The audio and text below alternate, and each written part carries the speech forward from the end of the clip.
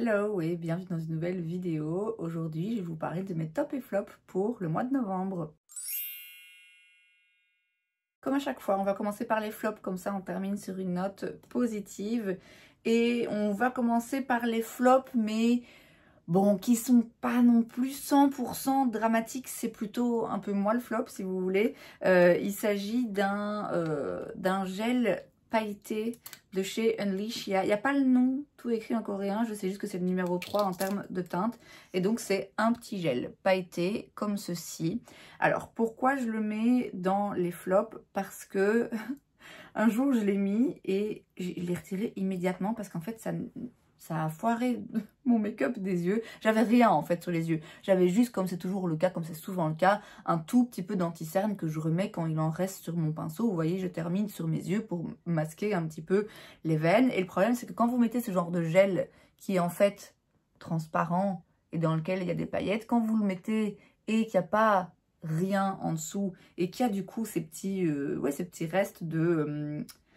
d'anti-cerne, en fait ça fait une espèce de pape un peu pas agréable et pas jolie, mais en fait c'est de ma faute parce que c'est pas la première fois que j'achète ce genre de petit gel comme ça pailleté et à chaque fois je me fais la réflexion que même si j'aime les paillettes, c'est pas le genre de produit que moi j'aime particulièrement. En plus il a une odeur, il sent je sais pas, il sent vraiment le produit et on se dit sur les yeux, vraiment.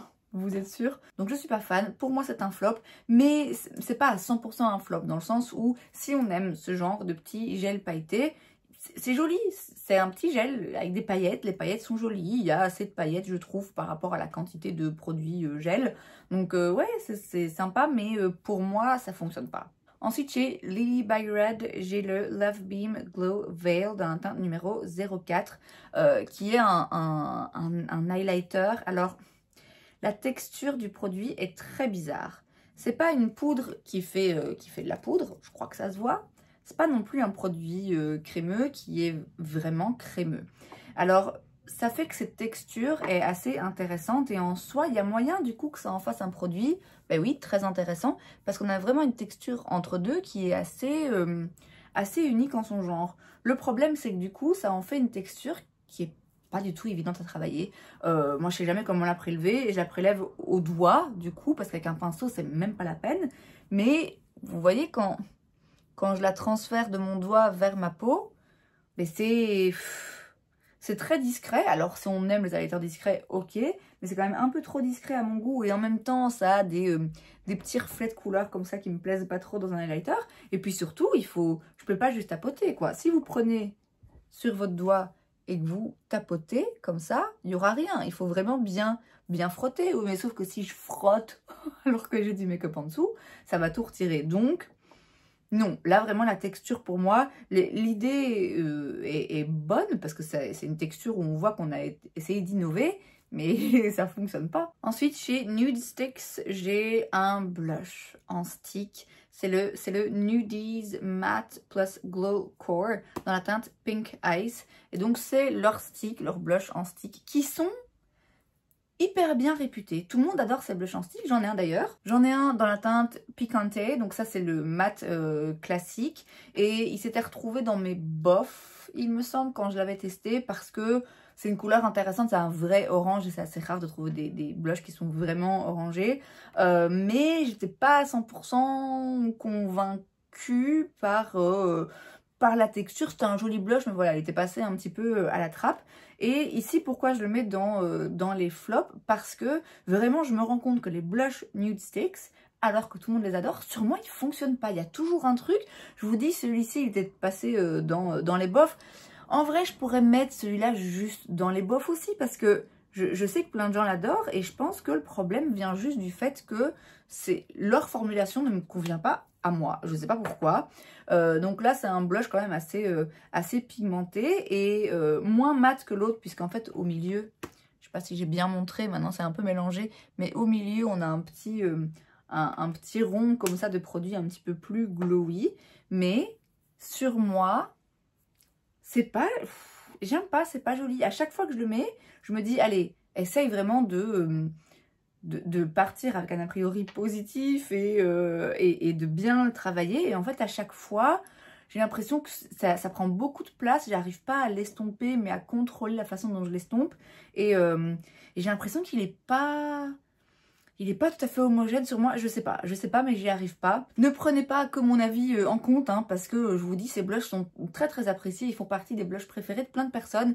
Et je m'entête, je continue à m'entêter, il y a encore d'autres teintes que je voudrais tester, mais je pense que juste, je vais me rendre à l'évidence qu'il y a un truc dans cette formulation qui, moi, ne me convient pas, mais je rappelle qu'il convient à beaucoup de monde. Et enfin, dernier flop, et alors un flop qui coûte cher, heureusement, je l'ai eu en cadeau, c'est le Wonder Glow base de teint éclat à effet flouteur instantané de chez Charlotte Tilbury. Donc là, c'est un petit format hein, de 15 ml que j'avais eu en cadeau dans une petite trousse Cult Beauty, il me semble, dans laquelle il y avait plusieurs produits gratuits, enfin gratuits contre achat évidemment. Et c'est absolument atroce. J'aime pas du tout ce produit. C'est un primer glowy. Sauf qu'en fait, c'est tout le mauvais côté de ce que peut être un primer glowy, dans le sens où il n'est pas hydratant. Or, le plus beau glow, c'est quand même le glow d'une peau qui est hydratée et en pleine santé. Il n'est pas hydratant, mais par contre, il a des petites paillettes qui sont un petit peu dégueulasses. Et du coup, ben, ça vous assèche et ça vous donne juste, en tout cas moi, ça m'assèche et ça me donne... Des petites paillettes qui sont pas jolies. Alors là, comme ça, quand on l'estompe sur la main, oui, c'est joli.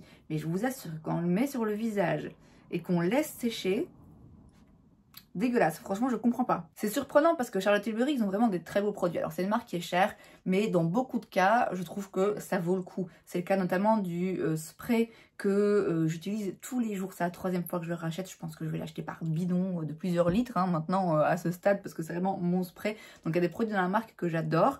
Et ils sont connus pour faire des produits glowy qui sont très beaux, notamment le Hollywood Flawless Filter qui a été dupé encore et jamais égalé d'après moi. Et donc, je comprends pas comment un produit qui s'appelle Wonder Glow chez Charlotte Tilbury, moi je m'attends à un truc qui donne du tonnerre et c'est même pas que c'est bof, c'est que vraiment c'est raté. Pour moi c'est un produit glowy raté parce que c'est le pire du glow, des paillettes qui se voient et qui font pas joli et avec en plus un côté asséchant. Moi pour moi le glow je veux un côté hydratant et oui avoir quelque chose qui reflète bien la lumière et oui peut-être avec des micro paillettes ou en tout cas quelque chose oui qui reflète la lumière, ok, mais non, ça c'est vraiment un loupé. Je serais curieuse de voir ce que d'autres en ont pensé parce que ouais je comprends pas, venant de la part de Charlotte Tilbury, je comprends pas. Je pense que je vais faire une vidéo revue des revues là-dessus parce que je serais curieuse d'avoir l'avis d'autres consommateurs. Passons maintenant aux produits qui valent le coup COUP et le coup COUT parce que j'ai que des produits luxe ce mois-ci dans les tops. Alors luxe avec des gammes de luxe différentes. On va commencer par le plus cher et certes c'est un top pour moi mais je pense que vous pouvez vous en passer et je vais vous expliquer pourquoi. Il s'agit du rouge Dior Forever Liquid Sequin que j'ai dans la teinte numéro 100. Et c'est un rouge à lèvres liquide mat, je pense que vous les avez vus passer hein, sur les réseaux. C'est en édition limitée pour les fêtes, ils étaient déjà sortis l'année dernière, il me semble. Et je vais pas, ça sert à rien que je vous le montre, mais en fait c'est un rouge à lèvres donc liquide mat qu'on met sur les lèvres, on attend un petit peu et après quelques secondes, on pince les lèvres et il y a plein de petites paillettes qui sont révélées. Et c'est vraiment splendide. J'ai jamais rien vu de semblable. Je pense avoir vu que Kiko en faisait aussi, mais désolée si j'ai des a priori, mais moi je décide que non, ce sera pas pareil. Et en tout cas, c'est quand même assez inédit. C'est pas le genre de formulation comme dans toutes les marques. Et encore une fois, en ce qui me concerne, c'est la première fois que je teste un produit comme ça. Et c'est vraiment splendide. Alors ça reste un rouge à lèvres liquide mat, ok? Ce qui veut dire que c'est un peu asséchant, c'est pas le truc le plus confortable du monde. Mais c'est un rouge à lèvres liquide mat. Il y en a qui sont plus confortables que d'autres, c'est pas le plus confortable, mais ça a tellement cette valeur ajoutée pour moi des paillettes et c'est tellement beau que ça me dérange pas. Pourquoi est-ce que je pense que c'est pas nécessaire forcément malgré le fait que j'adore ce produit? Parce qu'il coûte vraiment très cher.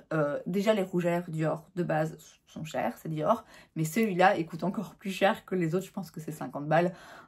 Ça fait vraiment cher. Ça fait vraiment cher, d'autant plus que si on veut ce genre d'effet, on peut le faire soi-même. Alors ça demande d'avoir 2 produits et ça demande de trouver vraiment la combinaison qui nous convient le mieux. Mais vous pouvez simplement mettre un rouge à lèvres liquide mat et avant qu'il sèche complètement. Prendre un produit pailleté mais avec des paillettes très très fines. Par exemple, si vous l'avez, comment ça s'appelle? Ouais, je vais vous le montrer parce que j'ai là, c'est le Diamond Bomb de chez Fenty. Vous voyez un produit qui a des paillettes mais vraiment très très très fines comme ça, pas des paillettes trop épaisses, que ce soit dans vos highlighters ou dans des fards à paupières aussi, peut-être des petits fards à paupières, des petits toppers comme ça qui ont des petites paillettes très fines.